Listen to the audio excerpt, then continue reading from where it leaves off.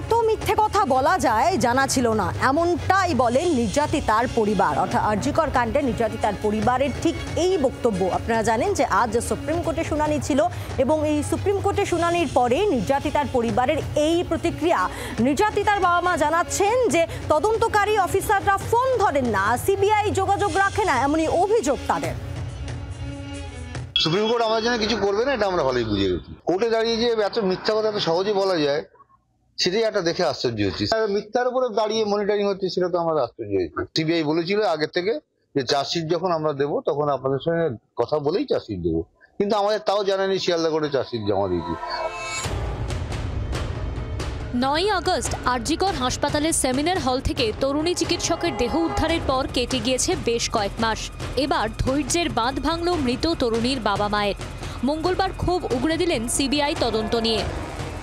কোর্টে দাঁড়িয়ে যে এত মিথ্যা কথা এত সহজে বলা যায়, সেটাই একটা দেখে আশ্চর্য হচ্ছে। মিথ্যার উপরে দাঁড়িয়ে মনিটরিং হচ্ছে, সেটা তো আমাদের আশ্চর্য হয়েছে।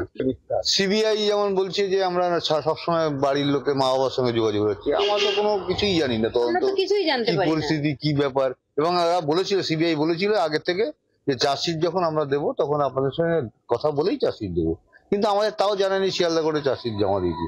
কয়েকদিন ধরে মেসেজ করে যাচ্ছি সাপ্লিমেন্টারি চার্জশিট কবে দেবেন কবে দেবেন, আর কিছুই জানছে সিবিআই কে, কিন্তু কোনো রকম উত্তর দিচ্ছে না। 90 দিনের মধ্যে চার্জশিট দেবো, কিন্তু 90 দিন তো আর 2 দিন বাকি, কি করছে সে তো সিবিআই জানে।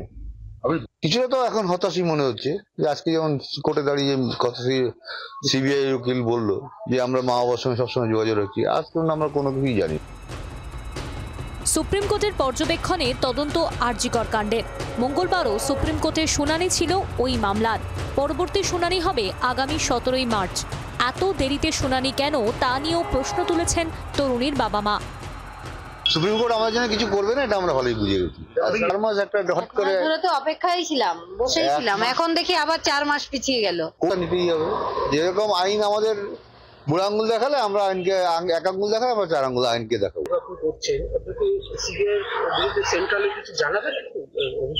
না না, আইনগত ভাবে আমরা সব ব্যবস্থা নেবো। আমরা কাউকে জানিয়ে কোনো লাভ হবে না, আমরা এটা বুঝে গেছি। লুকোচুরি হচ্ছে বিজেপি আর তৃণমূলের মধ্যে, আর উকিলদের শুধু মোটা টাকার অঙ্কের অ্যাকাউন্টে টাকা জমা হচ্ছে রাজ্যের টাকা থেকে। 4 মাস অতিবাহিত হয়ে গেল, এখনো পর্যন্ত অ্যাকচুয়াল ফ্যাক্ট কি আমাদের সামনে সেটা আসলো না। এটা আমাদের ভাবাচ্ছে এবং সিবিআই যে তাদের নামের প্রতি যে তারা সুবিচার করতে পারছে না। এদিন সুপ্রিম কোর্টের শুনানি চলাকালীন সিবিআই দাবি করে তথ্য লোপাট মামলায় সন্দীপ ঘোষ ও অভিজিৎ মণ্ডলের বিরুদ্ধে পদক্ষেপ করার অনুমতি দেয়নি রাজ্য। শীর্ষ আদালত ওই দুজনের বিরুদ্ধে পদক্ষেপের নির্দেশ দিয়েছে। সিবিআই জানিয়েছে চলতি মাসেই পেশ করা হবে সাপ্লিমেন্টারি চার্জশিট। সিবিআই এদিন আদালতে জানিয়েছে 52 জনের মধ্যে 43 জনের সাক্ষ্য গ্রহণ শেষ হয়েছে। 1 মাসের মধ্যে শেষ হবে বিচার প্রক্রিয়া। বরুণ সেনগুপ্ত ও রাজীব চক্রবর্তীর রিপোর্ট, জি 24 ঘন্টা।